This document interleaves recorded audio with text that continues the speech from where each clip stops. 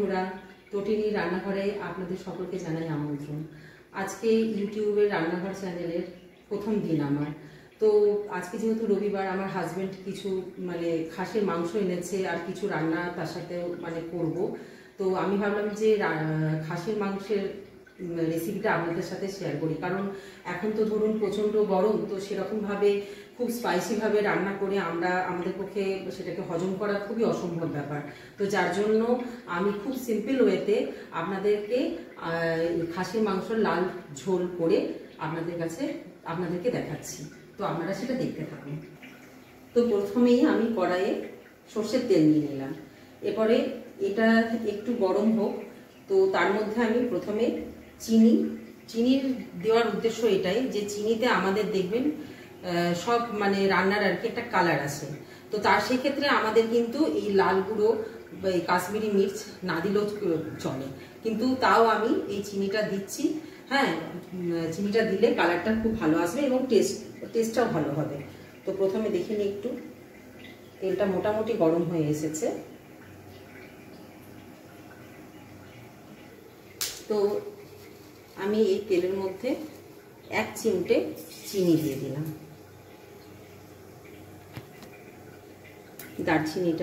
গোটা দারচিনিটাকে একটু ভেঙে এই তেলের মধ্যে দিলাম।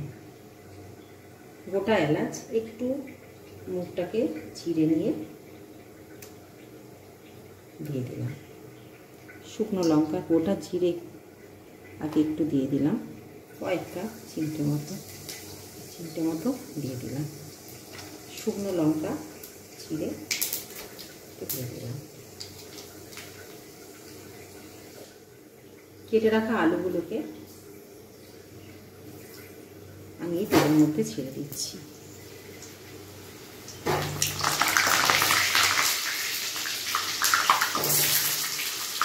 একটু নুন ছিটিয়ে দিচ্ছি যাতে করে এটা ফাটাফাটি না হয়। নুন দিয়ে দিলে এরকম ফটফট করে খেতে আপনার তেল ছিটে যে গায়ে চলে আসবে সেই ব্যাপারটা হয় না।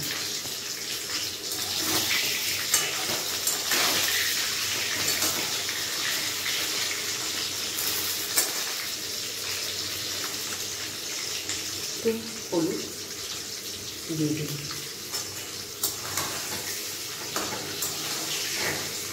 গ্যাসটাকে সিমে করে রাখলাম, কারণ এটা যখন গোল্ডেন ব্রাউন হয়ে আসবে এই আলুর খণ্ডগুলো, তখন এগুলোকে আমরা তুলে নেব। আমি বলে দিই, এই মটনটা 600 গ্রাম মটন আমাদের নেওয়া হয়েছে। তো এই মটনটা আমি আগে থেকে ম্যারিনেট করে রেখে দিয়েছি। এর মধ্যে আমি দিয়েছি কাঁচা তেল, হলুদ গুঁড়ো আর আপনার হচ্ছে টক দই দিয়ে ভালো করে মশলাটাকে ভালো করে মেখে, আর এটাকে মোটামুটি আধ ঘন্টার উপরে আমি এটাকে ম্যারিনেট করে রেখেছি। এধারে আমি গ্যাসটা সিমে করে আলুটা এখানে ভাজতে দিয়ে দিলাম। এটা যখন গোল্ডেন ব্রাউন হয়ে আসবে এটাকে আমি তুলে নেব। আর আমার এধারে হাঁড়িতে জল চাপানো হয়েছে, তো জলটা দেখছি গরম হয়ে গেছে। তো এর মধ্যে আমি প্রথমেই একটু সাদা তেল আর 1 চিমটে নুন দিয়ে দিয়েছি। তো এরপরে আমি আমার বাসমতি চালটা দেবো, কারণ বাসমতি চাল জানেন তো যদি বেশি ফোটানো হয় বা কিছু হয় সেক্ষেত্রে এগুলো লেগে যায়, ঝরঝরে ব্যাপারটা থাকে না। কিন্তু আপনি যখন গরম জলের মধ্যে একটু তেল একটু নুন দিয়ে দেবেন, তখন দেখবেন বাসমতি রাইসটা অটোমেটিক্যালি আপনার ঝরঝরে মতো হয়ে যাবে। আলুটা মোটামুটিভাবে গোল্ডেন ব্রাউন ভাজাটা হয়ে গেছে। তো এবার আমি আর 2 থেকে 3 মিনিট রেখে এটাকে তুলে নেব। দেখুন আলুর খণ্ডগুলো আপনার ব্রাউন হয়ে গেছে। এটাকে আমি এরপরে কেটে রাখা পেঁয়াজগুলোকে আমি এই গরম তেলে ছেড়ে দেব। এখন ভীষণ গরম, তাই খুব রিচ করে রান্না খাবার মতো সময় নয়। খুব হালকাভাবে খুব হালকা পদ্ধতিতে রান্না করে সেটাকে খাওয়াটাই মনে হয় ভালো।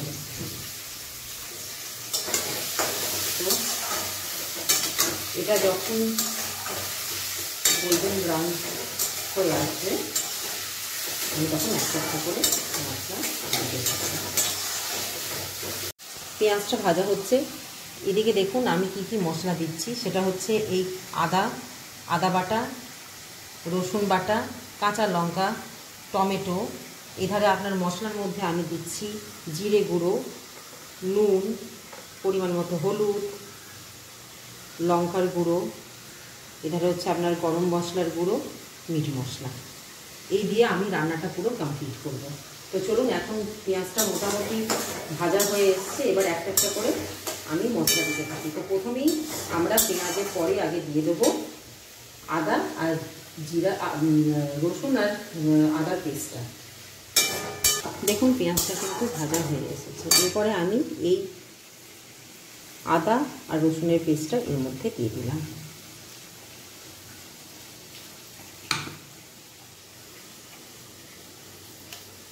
সামান্য একটু জল দিচ্ছি এর মধ্যে।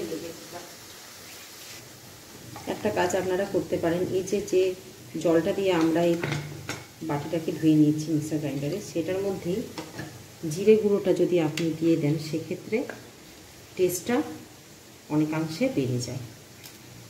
তো আমি এখানে জিরে গুঁড়োটা এর মধ্যে দিয়ে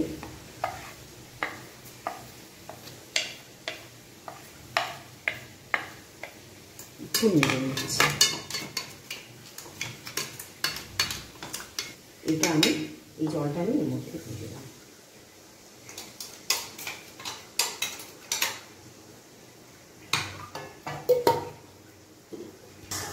এই যে জলটা দিয়ে আমরা এই বাটিটাকে ধুয়ে নিয়েছি মিক্সার গ্রাইন্ডারে, সেটার মধ্যেই জিরে গুঁড়োটা যদি আপনি দিয়ে দেন সেক্ষেত্রে টেস্টটা অনেকাংশে বেড়ে যায়। তো আমি এখানে জিরে গুঁড়োটা এর মধ্যে দিয়ে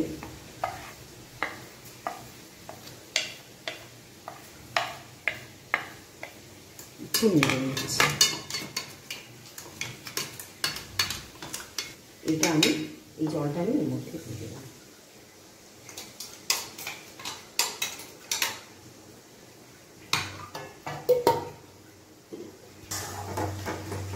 সেটাকে আমি এখন কষবো একটু। আদা রসুনের পেস্টটাকে এই পেঁয়াজের সাথে একটু ভালো করে আর জিরে গুঁড়োটাকে ভালো করে একটু মিক্স করে নিয়ে ভালো করে নাড়বো। এরপরে এর মধ্যে একটু একটু করে আমি এই মশলাগুলো দিতে পারবো। একটু নুন দিলাম, একটু হলুদ দিলাম,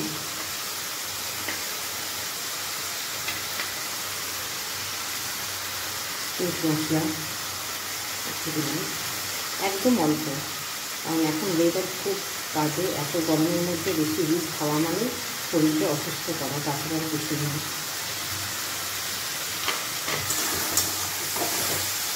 তো আমি এভাবে নাড়তে থাকছি যতক্ষণ পর্যন্ত মশলাটা কষা হচ্ছে, এভাবে আমি নেড়ে যাচ্ছি। 4টে কাঁচা লঙ্কাকে আমি একটু নখ দিয়ে চিড়ে নিয়ে এর মধ্যে দিয়ে দিচ্ছি। এটা আপনারা পেস্ট করেও দিতে পারেন। দেখুন আসলে ঝালের ব্যাপারটা যে যার মতো করে খাবেন। আমাদের বাড়িতে খুব একটা বেশি ঝাল খাওয়া হয় না, মোটামুটিভাবে ঝাল খাওয়া হয়, তাই আমি এই লঙ্কাগুলোকে চিড়ে দিলাম। আপনারা পারলে এটাকে পেস্টও করতে পারেন। গন্ধ খুব ভালোই বেরোচ্ছে, যথেষ্ট ভালো স্মেল আসছে। দেখুন আমার মশলাটা মোটামুটিভাবে কষা হয়ে গেছে। এরপরে এর মধ্যে আমি দিয়ে দেবো কাশ্মীরি মির্চের গুঁড়ো, অল্প সামান্য, খুব বেশি নয়, একদম অল্প সামান্য। কারণ আমি তেলের মধ্যে যেহেতু গরম তেলে চিনিটা দিয়েছি, তাতে কালার চলে আসছে। তা সত্ত্বেও একটু লাল ঝোল হলে দেখতে ভালো লাগে, তার জন্য এটা দেবো। আমি এর মধ্যে কেটে রাখা টমেটোগুলোকে দিয়ে দেবো।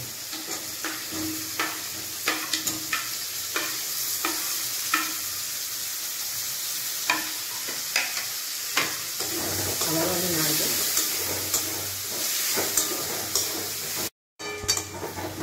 দেখুন মশলাটা মোটামুটি কষা হয়ে গেছে। এরপরে ম্যারিনেট করা মাংসটা আমি এর মধ্যে দিয়ে দিলাম। আজকে আমাদের একটা ইনভিটেশন আছে, যার জন্য এটা আমরা একবেলারই এই রান্নাটা আমি করছি, তাই বেশি করছি না, অল্প করি। আপনাদের ভাবলাম যে যখন করছি তখন আপনাদের সাথে এটা শেয়ার করি, তো এইভাবেই আমি রান্নাটা করছি। তো আমার এখানে মোটামুটি মাংস কষা হয়ে গেছে। তো এরপরে আমি এখানে যে আলুগুলো ভেজে রেখেছি একটা একটা করে এর মধ্যে ছেড়ে দিচ্ছি। আলুগুলোর মধ্যে একটু মশলা দিলে ভালোই হবে খেতে, দিয়ে দিলাম। একটু নাড়বো।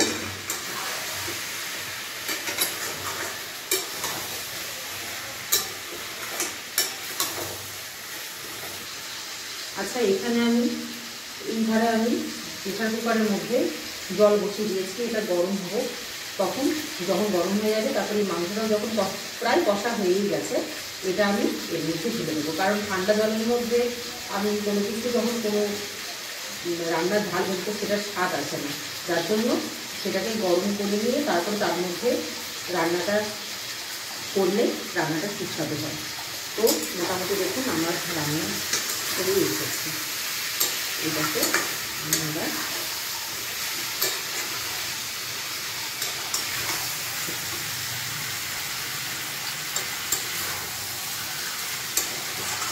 খুবই ইজি ওয়েতে করলাম এবং খুবই সিম্পল হবে, যাতে করে এটা খেয়ে ক্ষতি না হয় শরীরে।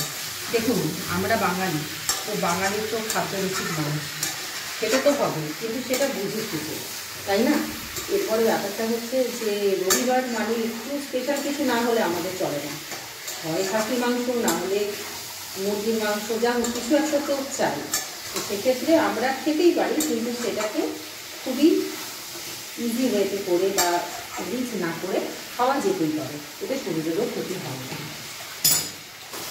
দেখুন হয়ে গেছে আমার কষা। এরপরে এটাকে আমি প্রেসার কুকারে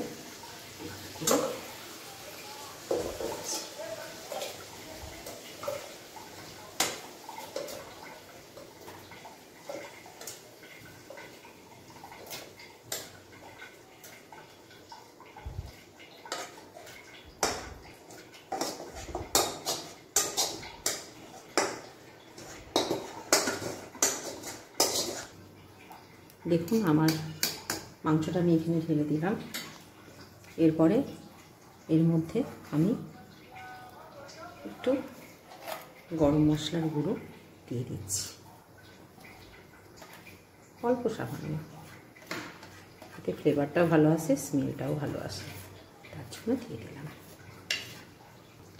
নুনটা একটু দিলাম স্বাদ মতো, আমরা একটু বেশি নুন খাই, যার জন্য একটু দিলাম। আপনারা আপনাদের স্বাদ মতো দেবেন নুন। দেখুন একদম ঝোল, লাল ঝোল, পাতলা করে ঝোল, যেটা শরীরের পক্ষে ক্ষতি হবে না, বারবার বলছি। তো সেরকমভাবেই আমি এবারে এই ঢাকাটা লাগিয়ে দিচ্ছি। 3টে থেকে 4টে সিটি পড়ার পরেই আমি গ্যাসটা অফ করে দেব। বন্ধুরা, আমার রান্না রেডি। বাসমতি চালের ভাত, লাল লাল খাসির মাংসের ঝোল আর স্যালাড। আমার ভিডিওটিকে শেষ পর্যন্ত দেখার জন্য অসংখ্য ধন্যবাদ আপনাদের। আপনারা ভালো থাকবেন, সুস্থ থাকবেন। নমস্কার।